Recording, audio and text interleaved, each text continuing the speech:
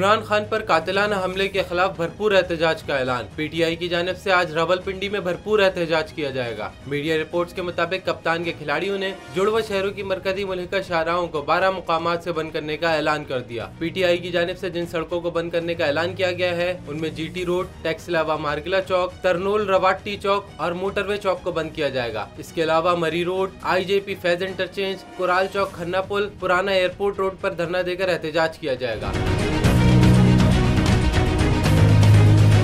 एहतजाज के लिए पार्टी रहनुमाओं ने कारकुनान को सुबह 10 बजे तक मुकर्ररा मुकामात पर पहुंचने की हिदायत जारी कर दी। आज 12 मुकामात पर होने वाले एहतजाज और मुजाहिरों की क़यादत पीटीआई रहनुमा गुलाम सरवर खान, वासिक क़य्यूम अब्बासी, आमिर कियानी, राजा बशारत समेत दीगर रहनुमा करेंगे। दूसरी जानब इस्लामाबाद पुलिस ने कहा है कि बिला इजाजत एहतजाज पर कार्रवाई अमल में लाई जाएगी और जिन कारकुनान की शनाख्त की जा चुकी है उनकी गिरफ्तारी के लिए कार्रवाई जारी है।